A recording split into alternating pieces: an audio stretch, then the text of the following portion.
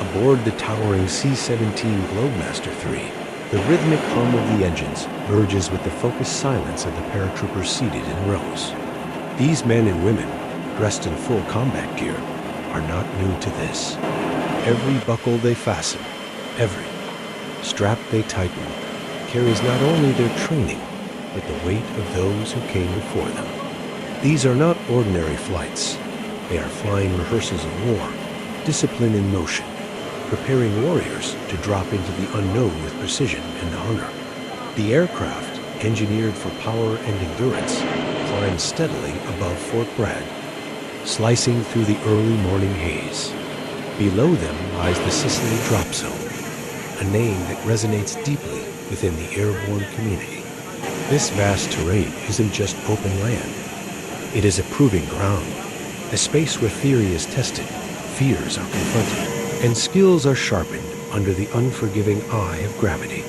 Each heartbeat echoes against the metal walls of the aircraft. Outside, the wind howls with growing urgency. The ramp is about to open. There is no turning back. The jumpmaster walks the aisle with stoic calm, checking harnesses, inspecting lines. One nod is enough to communicate readiness. No shouting is needed. In this world, silence is discipline, and discipline is survival. These soldiers are part of the legendary 82nd and 101st Airborne Divisions, units that don't just exist in the pages of history, but continue to redefine readiness and mobility in the modern age. The 82nd, known as the All-Americans, has roots in every major conflict from the World Wars to Iraq and Afghanistan. The 101st, the Screaming Eagles, still carry the legacy of Normandy, Bastogne, and beyond, with their fierce commitment to swift deployment and decisive action. Static line jumping is not for the faint of heart. Unlike free-fall parachuting, this method removes the margin for error. The parachute deploys automatically the moment the soldier exits the aircraft. It's designed for efficiency in mass. Deployments, dozens, even hundreds, can be in the air in seconds. But that same efficiency demands total precision.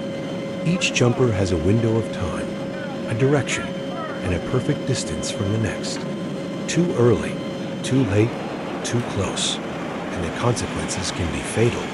The doors open and sunlight floods the cockpit. The green light hasn't come on yet, but eyes are already locked forward. Some glance at their boots, silently remembering the ritual.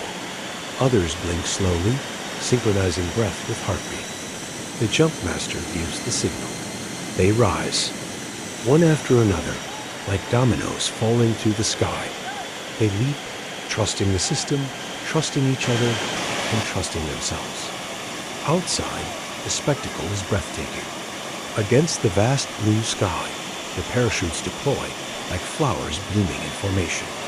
It's not chaos, it's choreography. Each canopy catches the wind with precision, creating a vast canvas of airborne discipline. From the ground, it looks like a storm of order, gravity, training, and trust working together in perfect synchronization. On the ground, vehicles wait. Radios crackle with check-ins. The air is tense, but controlled. Recovery crews move into position, ready to extract each jumper upon landing. Medics stand by, even during training. Every detail is anticipated. Every risk is calculated. Because this is not just a jump, it's a simulation of entry into the most hostile of territories. The difference between practice and real war may be just a change in coordinates. But no matter how many times they jump, one truth never fades. Behind every helmet, there's a human story. A father, a daughter, a brother, a best friend. Many of them are barely out of their 20s. Some have children of their own, and yet they choose to leap from the safety of steel into the embrace of uncertainty. Not for glory, not for thrill, but for duty. A duty that asks everything and often returns nothing but scars and silence. Fort Bragg remains the heartbeat of America's airborne legacy. It's more than a base. It's a forge. A place where fear is melted down and recast as courage. A place where noise becomes order and where chaos is rehearsed so that peace can be defended. With every jump, every deployment, and every silent. Mourning over Sicily Drop Zone, a new chapter is written in a legacy built not on words, but on willpower, steel nerves, and quiet resolve.